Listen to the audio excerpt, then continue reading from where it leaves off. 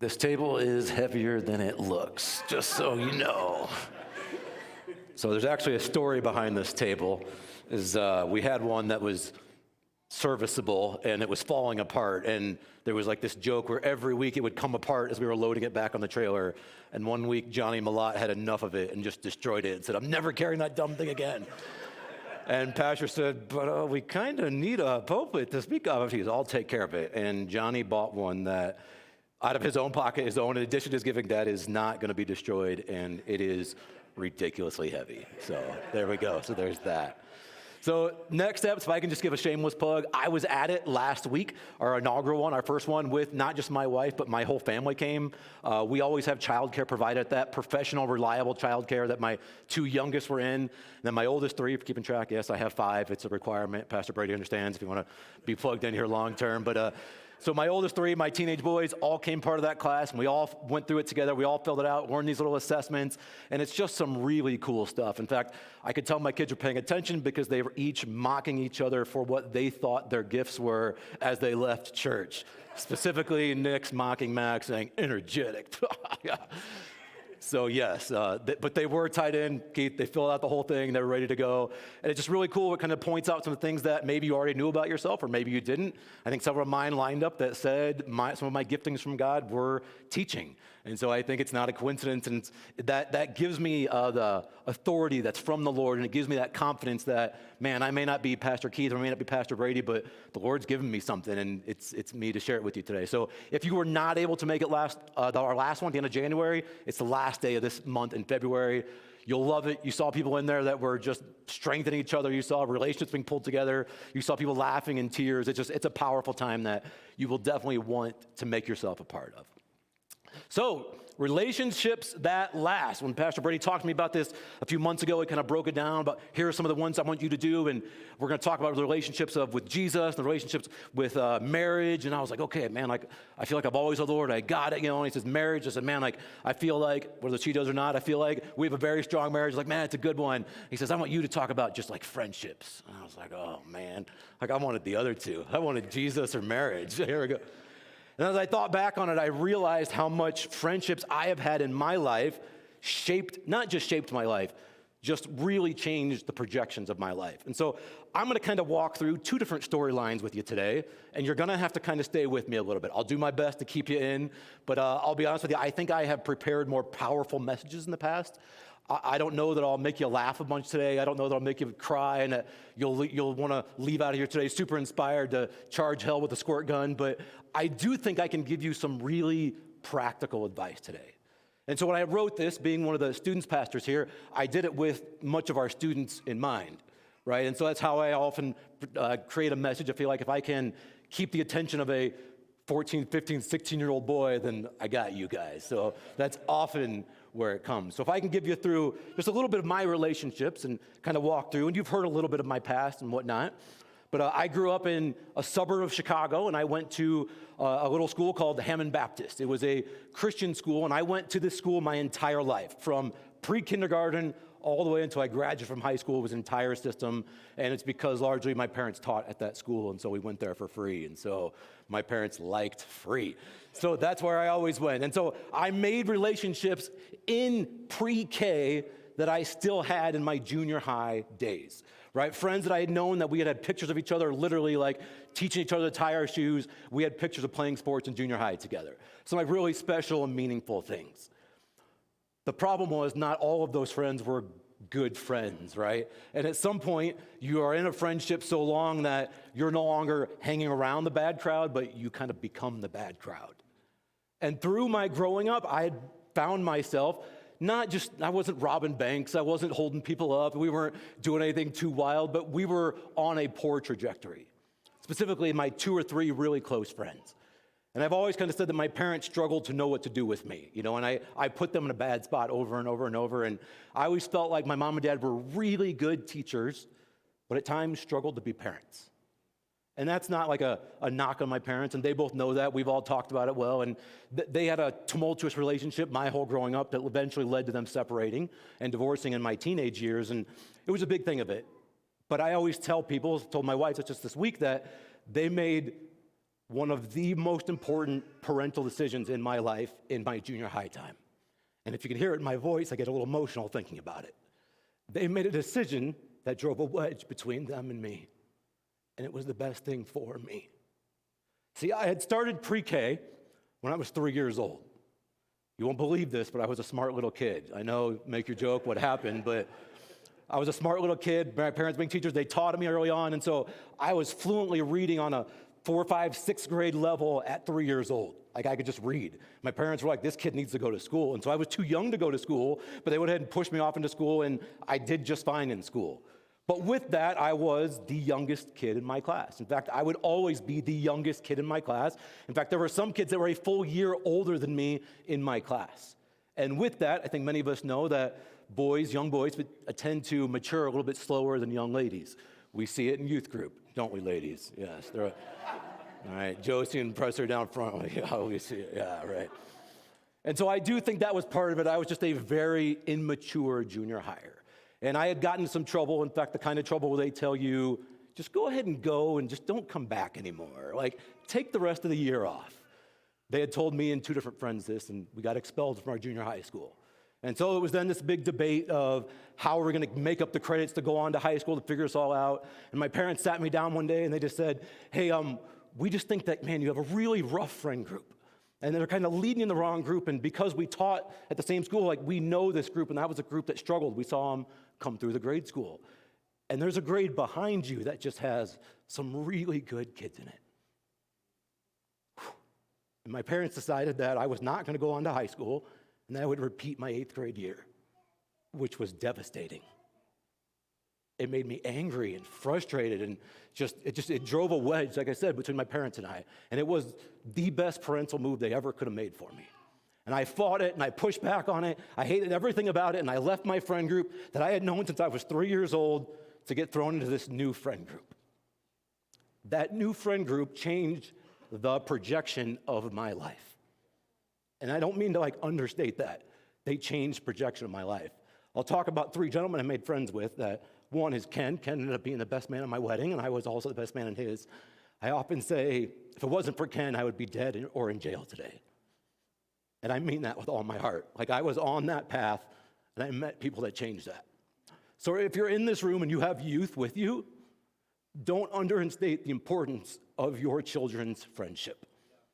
And there could be a point where you have to be willing to take that step and make unpopular parental decisions that your children won't like, that you know will affect the rest of their lives. During that 8th grade year, my second 8th grade year, not everybody can say that, I made friends with 3 gentlemen, Ken, Jared, and Dan.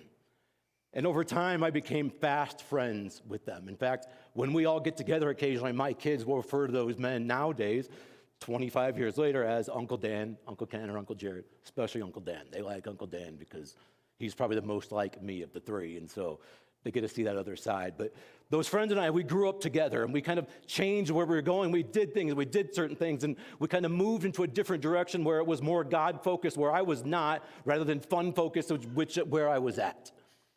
Right? And everything kind of shifted. And we got closer to the Lord as our senior year of high school came, and we often got together and we sat in circles and we made decisions, and all 3 of us decided to go off to Bible college. And either in high school or in Bible college together, we all met and married young women that, by the way, we are all still married to at this time. What are the odds of 4 people getting married in their young 20s that still are married in their mid-40s? With divorce rates above 50%, I'll tell you those odds are not great. And what helped is our strength and our bond and our friendships and the relationships we had. I always say that Ken taught me to pray. And it's kind of a weird thing when you have a teenager that teaches you to pray, but during our high school, our senior year high school, something happened in our church family where the pastor, which by the way happened to be Ken's father, he went into a series on prayer. And it was supposed to be like you'd see here at Fresh Hope, like a 4-week series, and it ended up going like a 5th week and then a 6th week, and then it just kind of extended out, took a 9th week and a 10th week. We ended up going about 20 weeks long in church on the subject of prayer. And it changed my life. It began to burn inside of me, like these desires and these things to pray. And one of those things Pastor would challenge us over and over was to pray for an hour. And he said, learning to pray for an hour changed my life. And one day, again, you got to keep in mind, we're 18-year-old kids. Like, we played sports. Like, we were still like, ask my wife, we were the cool kids still with loving the Lord. You guys, I know you might question that now and be like, all right, you were smart and cool as a kid. What's going on here? But I'm telling you, yeah. Ken approached me one day and said, hey, what if I could get the keys of the church and we could go in on the basement one day on a Saturday and we could like pray for an hour together?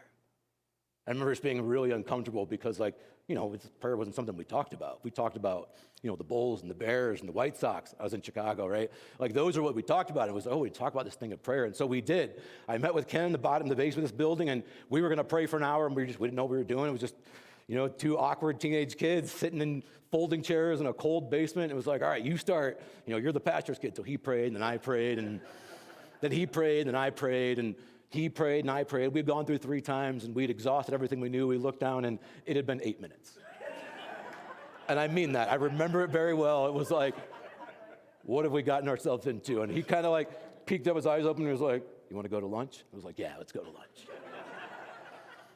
Then we tried it again next week, and I think we made it a little bit longer, and the next week a little bit longer, and the next week a little bit longer. And we did this religiously week after week after week, and that led us to a time where, as kids, we would pray for 2 and 3 hours at a time.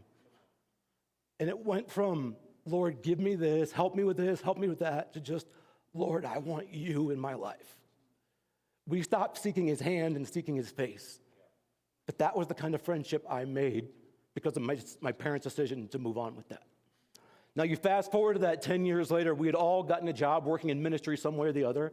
I ended up working for the church there. Ken ended up working for the church there. His dad was the boss. Jared ended up getting a job at a Christian school. Dan ended up getting a job teaching at a Christian school. And they all kind of did their things. And life kind of happened and change happened. And Ken's dad had to step down from being the pastor. And at some point, we realized Ken was no longer going to be the pastor of that church, is what he had thought and was what his dad's dream thought to be. And one day, Ken came to me and said, what do you think about me and you starting a church together? I had to think about it for a second and thought, and I was like, let's do it. And we were in Chicago. And he said, the Lord told me to start this church in Cincinnati. I was thinking Chicago, by the way, for the record. We're going to go to Cincinnati. And I said, let's do it. And I said, but you got to get Jared on board. And so we went and talked to Jared, and he thought about it. He was not as impulsive as me. Again, you talk about the little personality traits, you know, decision maker, for better or for worse, that's me. I'm good at that. I will make a decision and live with it, no matter how good or how bad it is. So I decided this is what I was going to do. And so we decided I was going to go start this church. Jared joined in, and I said, we're going to start this church. And Dan did not, because he went and took a pastoral job in Los Angeles, California. And you question people that moved from Northwest Indiana to Los Angeles because the Lord told them to, right? So I had some questions there, but he did. Dan ended up moving, and so we all kind of took, and that's where we kind of went with our lives. Dan went to go pastor in Los Angeles, which he still is today. Jared, Ken, and I moved to Cincinnati, started a church which is still operational today. Eventually, the Lord would call Ken to start a second church somewhere else in the nation, which he's doing today, and Jared took over the pastor of that church. I ended up moving a couple different stops along the way once the friend group kind of broke up, and I've landed here in Denver, Colorado the last 10 years, but still serving, albeit in a volunteer role, as a pastor of a church. Parents, let me tell you one more time, who your children are friends with is so important. Be willing to make those hard decisions. Because I tell you, I would not be standing here today delivering you a lesson on friendship had I stayed with my friends that we'll just call Brian and Josh, because that was their names. Had I stayed with them, I guarantee you they are not watching church today. I know where they're both at. Let me tell you, we're safe to say it. Then I moved that friend group. And so I'm going to come back to that in a minute, and I'm going to mention these gentlemen by name, Ken, Jared, and Dan. We're going to touch with them. But now I'm going to swing you, if you will, if you come with me, to the storyline of a biblical friendship. And that's one of Jonathan and David. If you don't know them, I'll give you probably like a 3-minute little backstory here. There was the nation of Israel in the Bible. I think a lot of us know that was one of God's chosen people they decided to have. They were, for many, many years, they had a monarchy, a single person in charge of the nation, but it wasn't always a kingship. For years, they had high priests. For years, the Lord himself said he was their leader. Then they had judges, where eventually they moved in and they said, we want a king. So God finally gave up and said, we'll give you a king. Well, they made the first king of Israel, the man named Saul. Jonathan would be Saul's son. And it was very much set up in how you would think hierarchy, kingdomship, how it would work, that Jonathan would have been in line to be the next king of Israel, because that's how it just always worked. Well, on the other side of town, so to speak, on the other side of the tracks, you had this young boy named David growing up in a far different situation. He was not growing up in the palace. He was growing up as the 8th son of 8 boys. So he was the runt of the family. In fact, the Bible even says he was like ruddy and he was likely small, probably about a 5-foot tall man, if we kind of follow through and read the best of it is. But grew up working on his family's farm and whatnot, tending sheep. He was a shepherd. We have someone growing up very poor, very meager as a shepherd. We have this young man named Jonathan growing up as heir to the throne of the kingship. Yet they make this very unlikely friendship.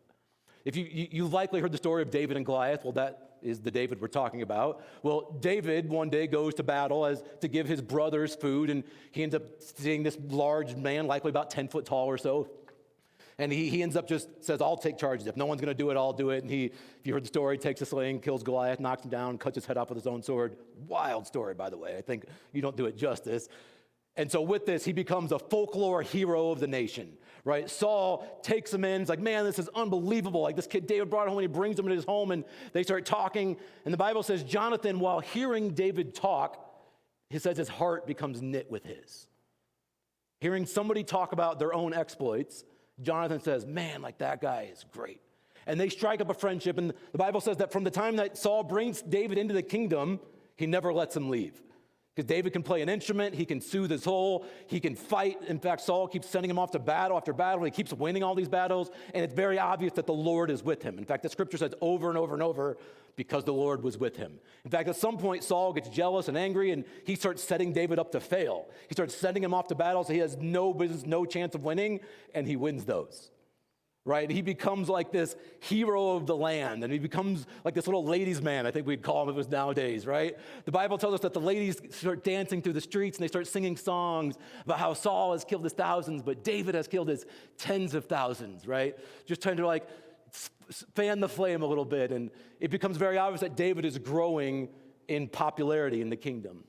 Around the same time, or actually several years earlier, Saul had kind of shifted from making decisions from the Lord, but making decisions that were against the Lord. In fact, there was one particular battle that the Lord gave him the victory. It was very clear, and the Lord said, basically, kill everybody and burn everything to the ground. And Saul ends up keeping prisoners, which he was told not to, and they ended up keeping riches and wealth, which he was told not to. And the Bible said the Lord's favor is pulled away from him, which is kind of like a scary verse to hear. Like just this week reading it, I felt like I got goosebumps more that time. It was like, man, I hope that I'll never in my own life do something where the Lord's favor is pulled away from me, because I feel like the Lord's favor has definitely been in my life.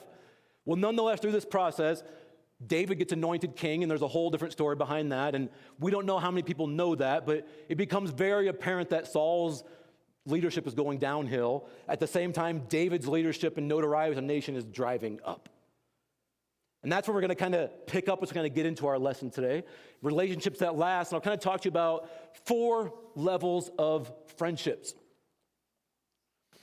And this is where I say this is not as much of a sermon as it's just kind of like me kind of talking to you. I kind of like picture we're sitting around a fire in our living room trying to give you some friendship advice. To me, some of this is very basic, and yet some of it's missed by so much.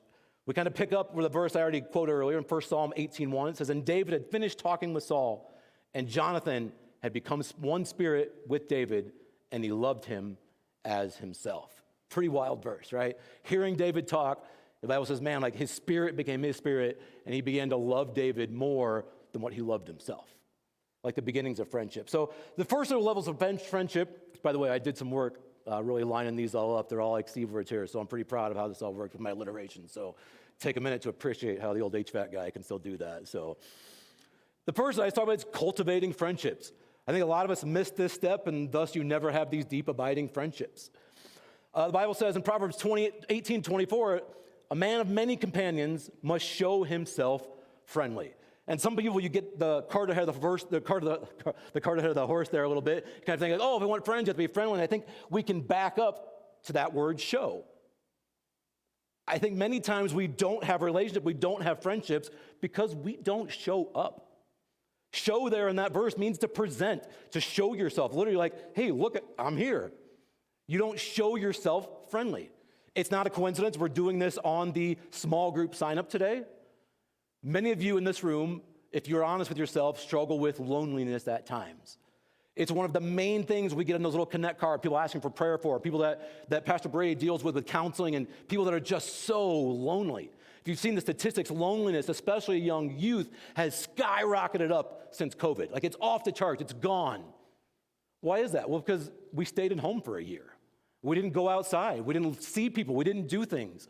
We'll launch small groups, and some of you would be like, oh, I'm just not comfortable going to a group. I'm just so lonely. And you'll miss the irony in that statement. Like, show up, people. If you want to cultivate a friendship, go where the friends are. Go where the people are. If you're a young person, you think, man, I don't really have a lot of friends.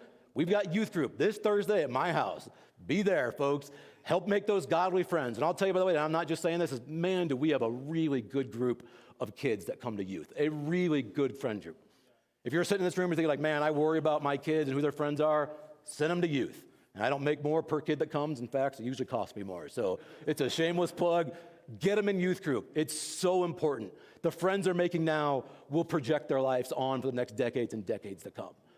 Cultivate friendship. That starts with showing up, and it kind of finishes with show yourself friendly. Be friendly. I know a lot of people that are not friendly. My dad, I often say, is the meanest person I've ever met in my life. And if he heard me say that, he would have like a sense of pride about that.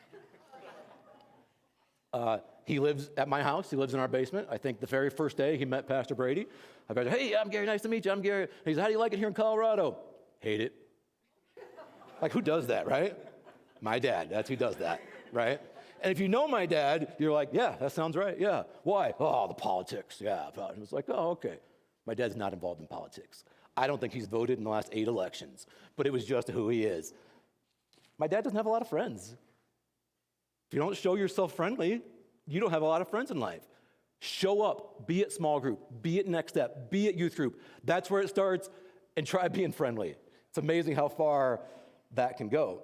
That next set of relationship we talk about, you go from the cultivating, you kind of move into that casual friendship. And by the way, I feel like a lot of people in there that I know move into this or just kind of touch the edge on it, and they don't move past it. They never actually get into this casual relationship because all they have is the cultivated spot friends here and there, right? We have friends online. Facebook tells me I have hundreds of friends, right? Some of you, like, I'm not as cool. Some of you have thousands of friends. And let me tell you, those aren't really your friends, right? I think you older folks in the room, I see a lot of head nodding where it's like, yeah, you're right. Yeah, those aren't your friends. But we move from that cultivating to that casual friendship. And this is where I would say it starts by putting your friends' needs above your own. I think so many people in life stop with this because you're never able to put someone else's needs above you. And this is like a relational thing, that's a friend thing, this is a business thing, an organization thing. John F. Kennedy once famously said, ask not what your country can do for you, but what you can do for your country. That statement works for the church too, by the way. Ask not what your church can do for you, but what you can do for your church. Sometimes when you move into that casual relationship, that next step of relationship, you start asking, what can I do for my friend? What can I do for this relationship? You start putting in more than you're trying to get out. Miss Margie leads the prayer group back there, which is awesome.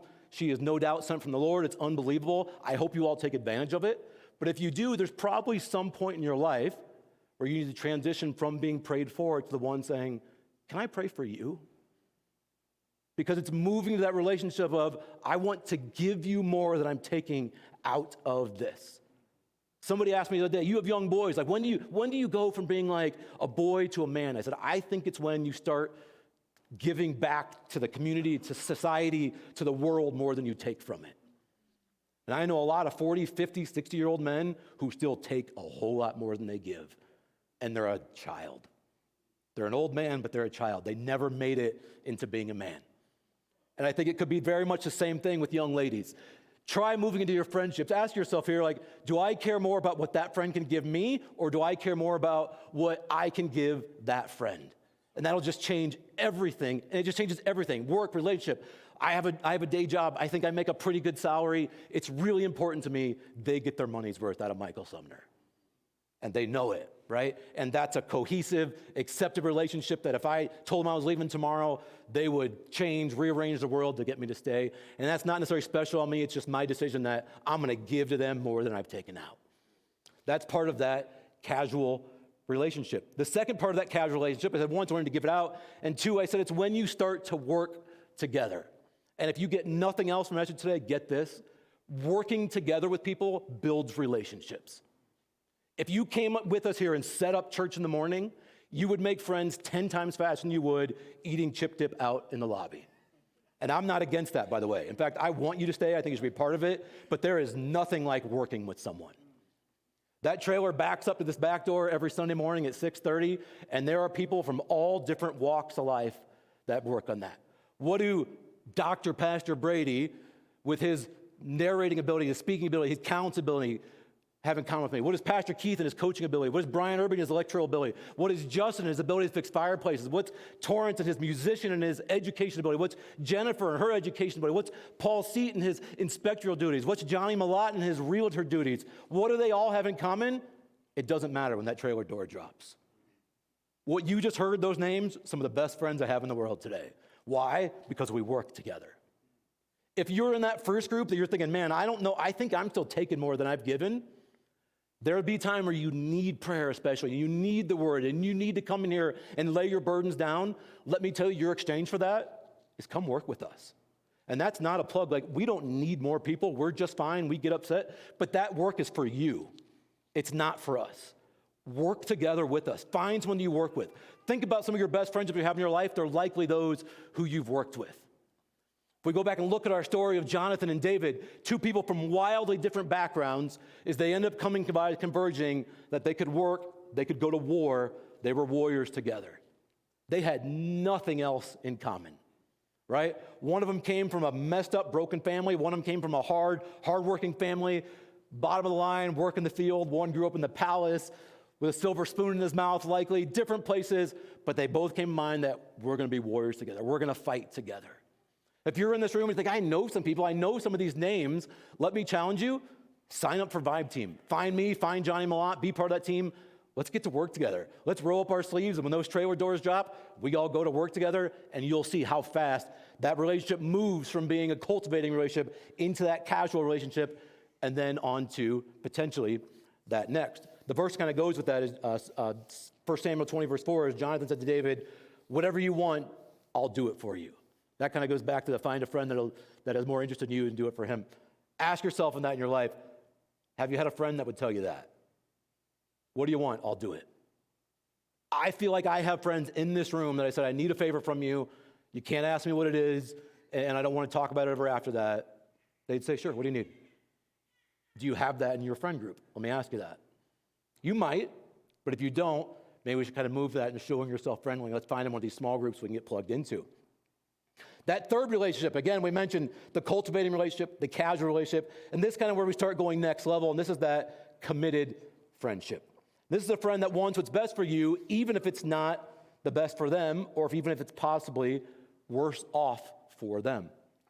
At some point in Jonathan and David's life, they realized that David had been chosen to be the new king of Israel. He was God's anointed, quite literally God's anointed. The prophet came to him very much like we did with Pastor Torrance a few weeks ago and laid oil behind his head and prayed for him and said, you are now going to be the next leader.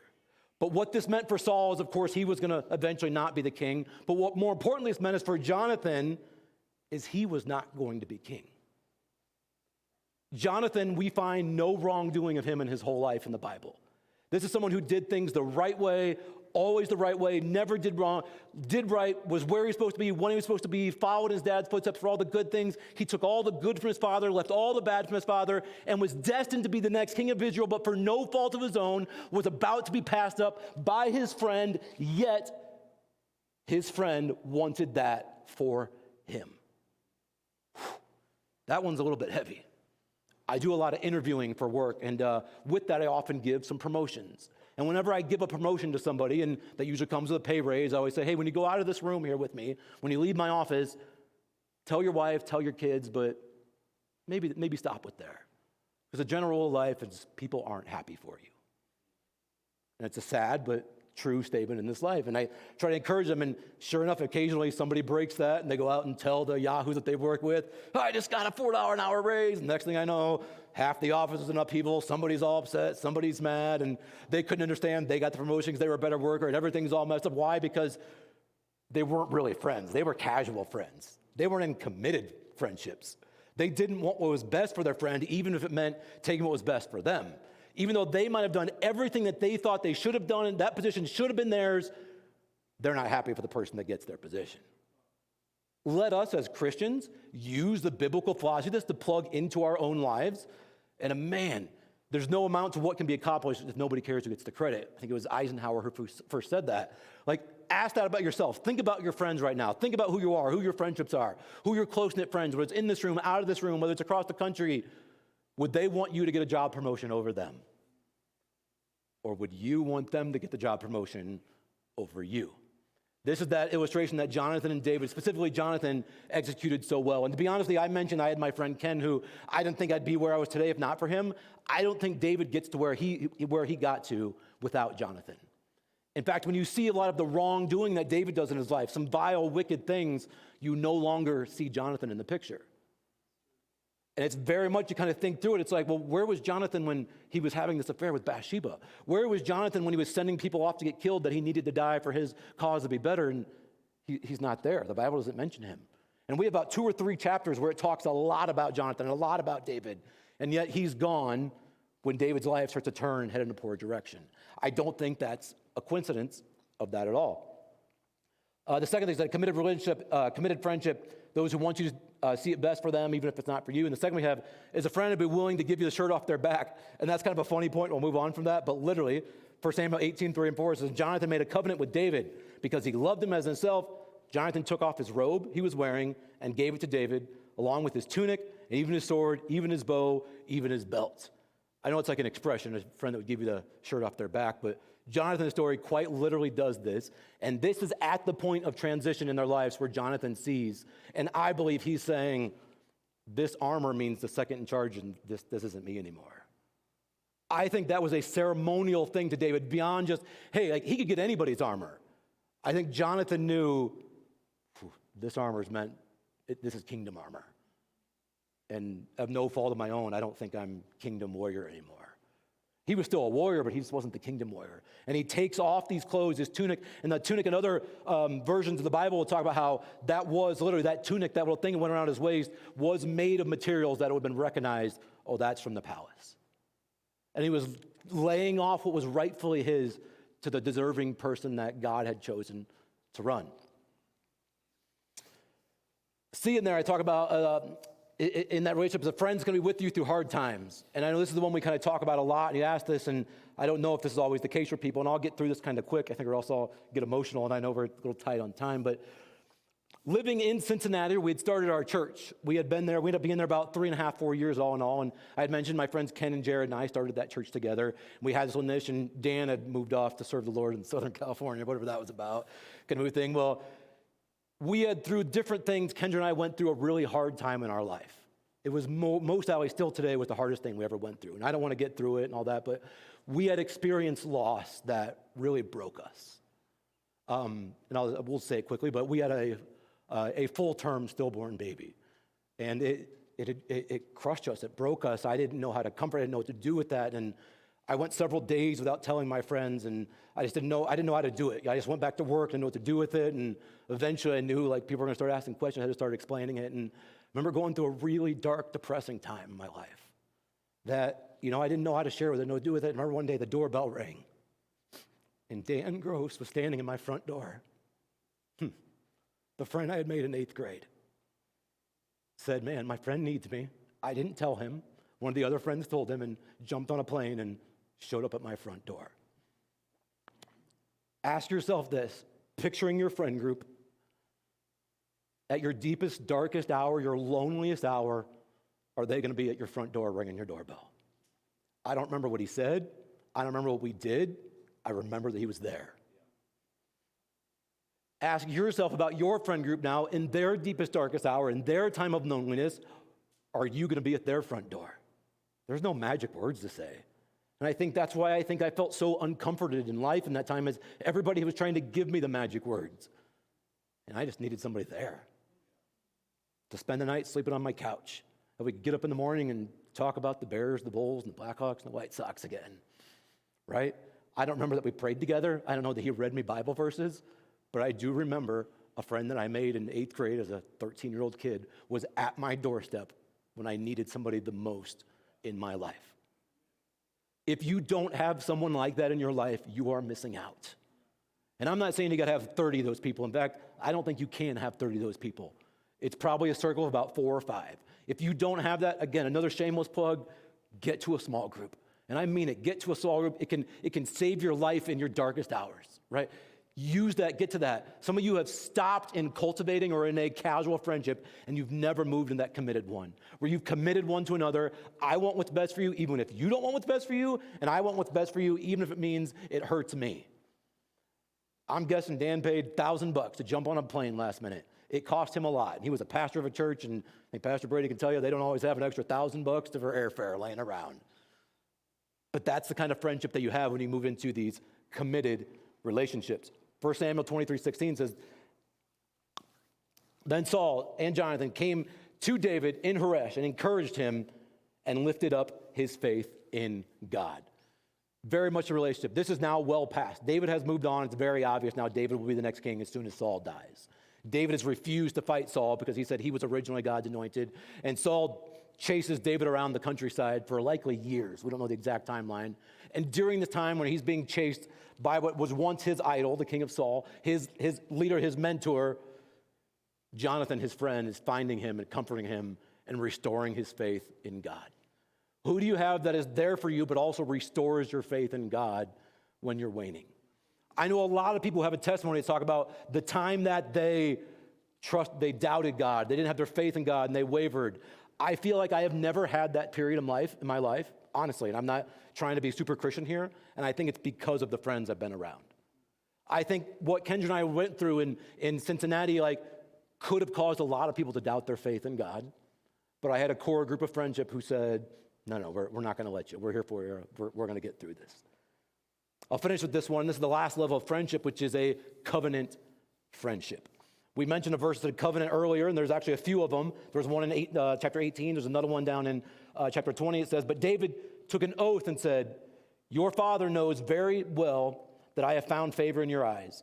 And he has said to himself, Jonathan must not know this, or he will be grieved. Yet as surely as the Lord lives, as you live, there is only one step between me and death. He says, I'm with you wherever that goes. I think people miss out on this covenant relationship.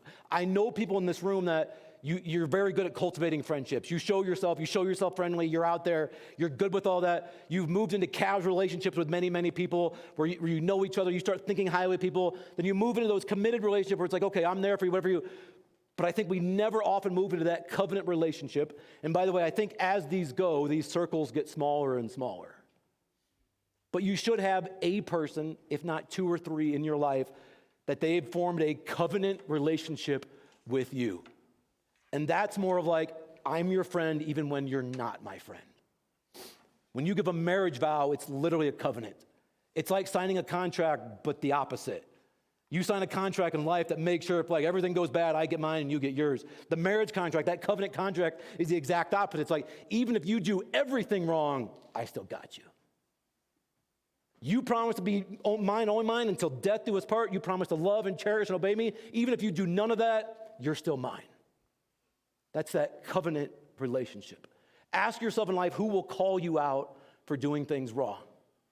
I'll give you this is my last illustration, I'm done here. I remember one day we were just getting ready to start this church in Cincinnati. Myself, Jared, and Ken, remember? And we were kind of in full task mode. We were broke kids. We had no idea how much money it cost to start a church. We were thinking a few $100 and, a couple $100,000 in later. It was like, what are we doing here?